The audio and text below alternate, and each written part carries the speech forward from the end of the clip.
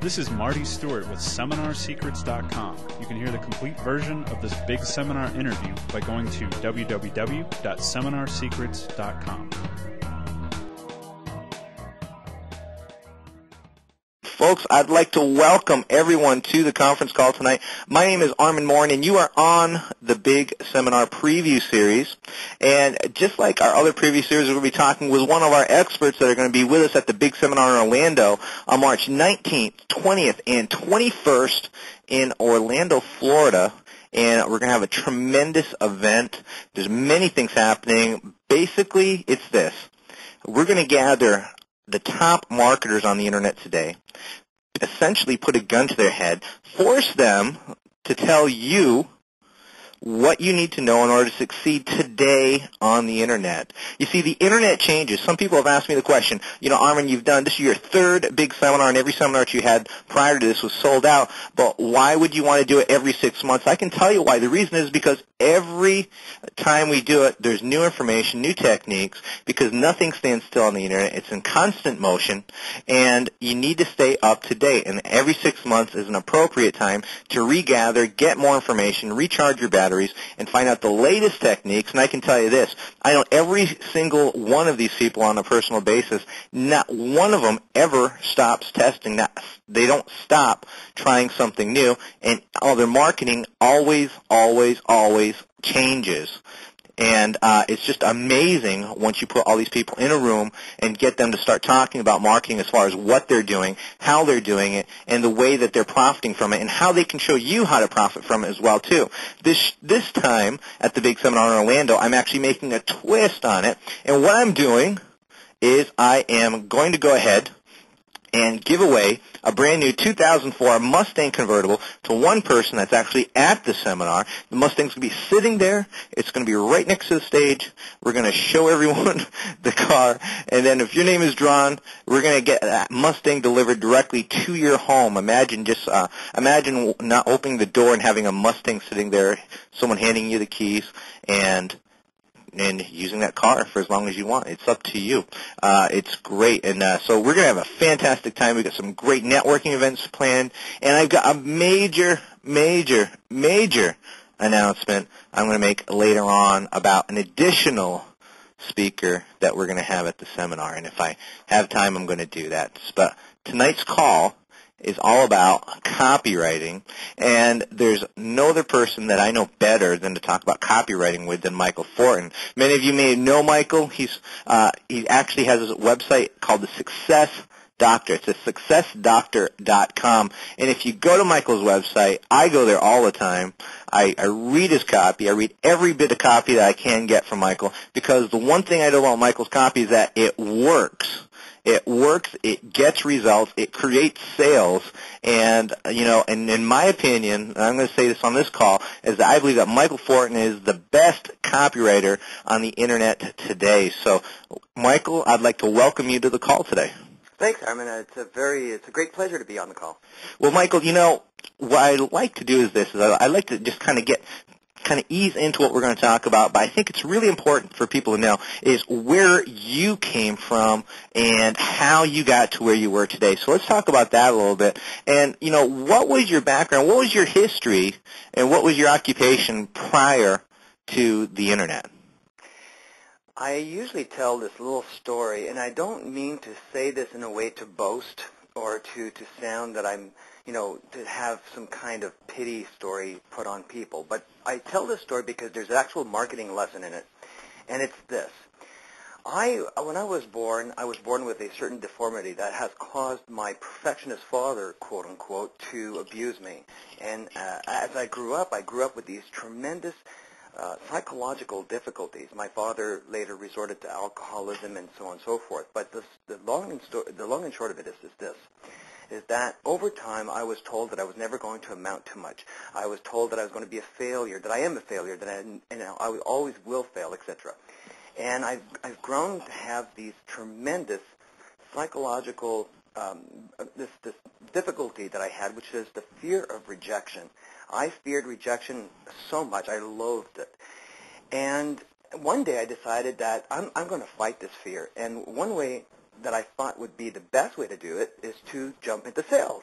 what better way is there to fight the fear of to fight the fear of rejection than the world of selling, because you get rejected all the time. And naturally, I was not an overnight success, of course. I even declared bankruptcy at a very young age because I was making loans upon loans to pay just the rent. But here's what happened. Over a period of time, I started to engulf myself into books on selling and on persuasion and on influence. And one book that actually not only inspired me but changed my entire life was a book written by Dan Kennedy called No BS Sales Success. And Dan Kennedy, a copywriter as well, talks about positioning rather than prospecting. So here's what I've done. I started to follow some of the rules that he was teaching. I started to position myself. I started to write copy in ways that would create, for example, free reports or lead generation ads or devices that would cause prospects to seek me out, to come to me rather than me to them. And the wonderful thing is that when people came to me, I knew right in advance that they were qualified for what I was trying to offer them. And I said to myself that this has got to be it, because then I started to become more and more successful until I became the top salesperson in a Fortune 500 company here in Canada.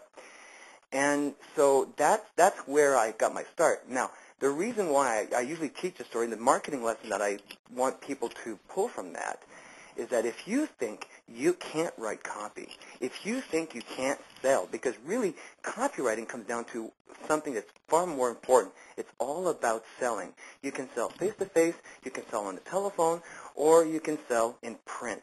It doesn't matter. It's all about selling. And if you think you can't, trust me, you can, because you're not born a salesperson. It's a learned skill. You become one. You become it. And so over time, I decided to, more and more of my employers, at that time I had jobs, but more and more employers were hiring me to write their copy. They were hiring me to train their salespeople. And then I became a freelance, marketing consultant. In those days, I called myself a marketing consultant, but copywriting was really the crux of my entire portfolio. And I became more and more known as a copywriter. I think also one thing that I want to stress, a lot of people call me and say, Mike, how did you become a great copywriter? I really don't want to consider myself a great copywriter. And this is something that I stress so much because it's important to understand the difference between a great copywriter and a copywriter who loves to test, tweak, and track. And here's what I mean. I was a privileged copywriter. I was privileged to have written copy for some fanatical testers out there. Armand, you and I both know them. There's a lot of people out there, some of the top marketers, some of the millionaires out there who have hired me to write copy and who love to test stuff. Yeah, some stuff didn't work. Some stuff blew me away. And I walked away with all this knowledge, and that's why I am what I am today. That's incredible. I mean, so what happened was this. I mean, you didn't have, at first you didn't have the greatest You didn't have the background that many people would think that you'd have to have in order to succeed. Absolutely not. No, absolutely not. I mean, and you didn't have. I think it was that was a springboard. A lot of people may look at it another way. They say maybe I was privileged to have that kind of a background because it pushed me to have become what I've become today. But I say that whether you have that kind of background or not doesn't matter. You can learn the skill, and you can write your own copy, and you can write copy that's going to sell and sell and sell. And that, and I think, people, I think there's many people on the internet today, they're confused, especially when it comes to copy. Oh, yeah. And what I see the most, what I see the most is that they're just not sure about copy. I mean, what is the proper protocol? What works and what doesn't work? And there's the age-old question. I know you and I have had this discussion many times: is long copy versus short copy. That debate has been around since the beginning of time, and I think that there's no better person to have answered that than Paul Myers. Paul Myers said it this way. He said that you need to be as long as enough to make the sale and not one word more. You need to tell the people your whole story and not one word more, meaning you need to tell them enough so that they buy. And the thing is that people when they are really interested in buying a product from you. If they're really interested, they are targeted. They are a match for your message, as Dan Kennedy would say. They will want more information from it, not less. And here's an analogy that I like to use. If you are a Stephen King fanatic, you are a person who reads all of these Stephen King novels, and then Stephen King puts out his latest novel, which is about 800 pages thick. Now, are you not going to read it because it's too thick? Of course not. You are a Stephen King fanatic. You're going to read it from cover to cover. In fact, you'll probably read it in one single sitting. In fact, when you close the book, you would have wished that it was either longer or you'll reread it again. And many of the Stephen King fanatics out there that I know do that. And the point in that is this. If you are selling to a rabid audience, if you're selling a product to an audience who are genuinely interested in your offer, they absolutely want your product, not just need it, because there's a difference between need and want, and I'll discuss that at the big seminar in Orlando. But if they really want your product, you're going to give them as much information as you can until it is possible for you to make that sale. And that's really the key, because there is long copy, but a lot of people also make a long copy for the sake of being long, which is not good. I'm not saying that you should be extremely long. I'm saying that you need to give them as much information as you need in order for them to make a decision. Now, talking about, the long copy aspect, I mean, would you say, and would you agree with the statement that your copy almost let your prospect qualify themselves to read the rest of it? Dan Kennedy was recently interviewed, and I used this piece in some of the articles that I've written because it's really fantastic, a piece of advice. He says that there are enough empirical studies and double-blind tests out there that prove, without a shadow of doubt, that people or the readership for example, of a sales letter or even a website will fall dramatically in the first few hundred words. But then it stops falling until almost the very end of the copy.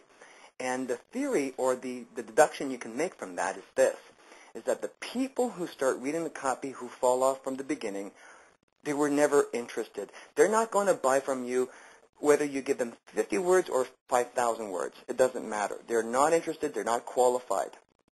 But those people that stay until the very end, those are the people you want. And those are the people who will want to have more information. And I think that's the key. See, I think so many times what's confusing people on the net, in my opinion, is that people are thinking that everyone's going to want to read this whole thing.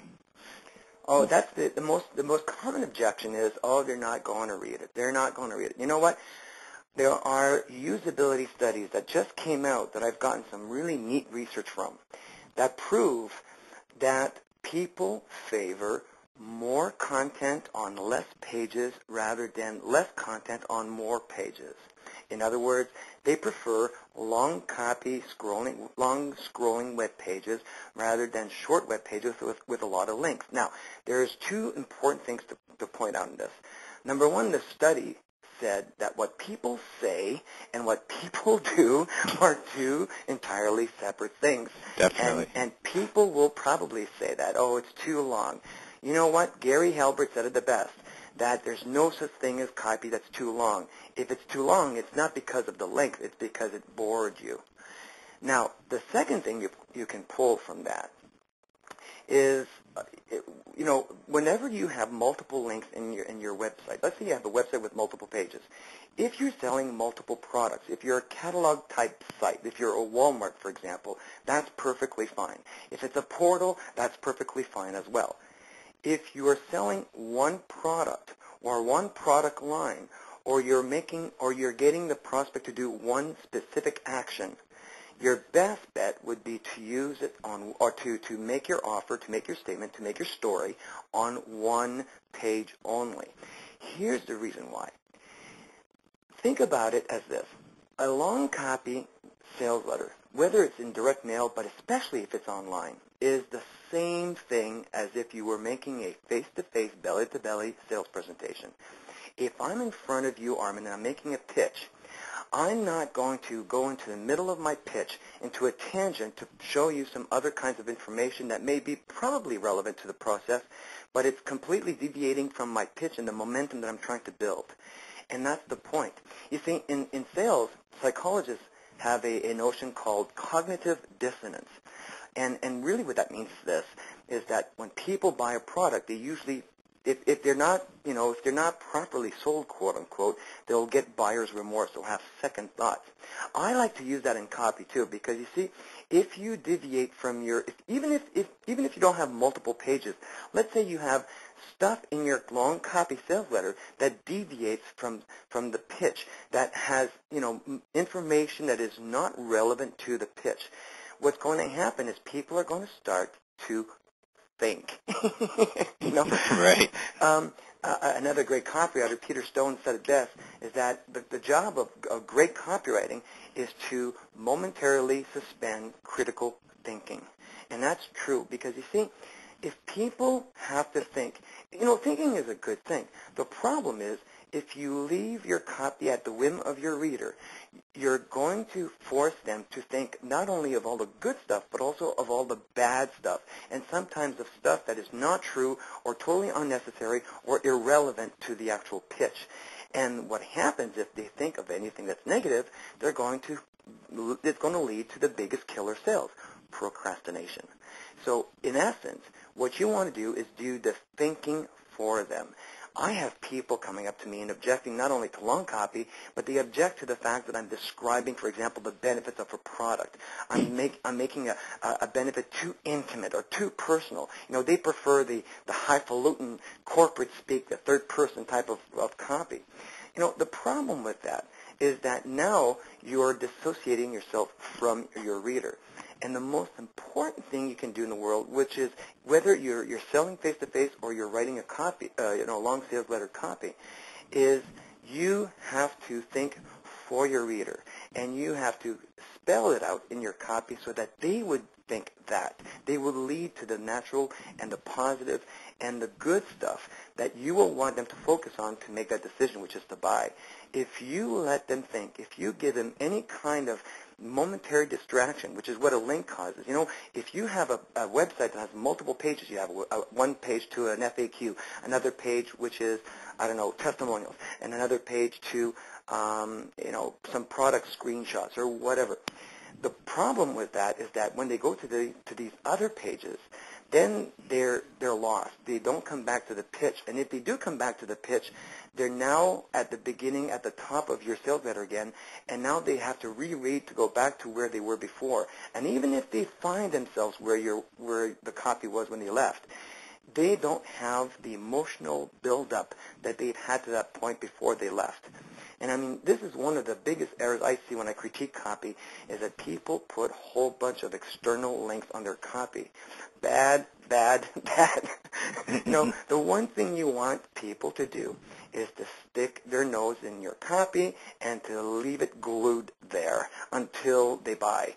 And if you, for example, offer testimonials, a lot of people, put links in testimonials because they want to show, quote unquote, that it's coming from a real life person.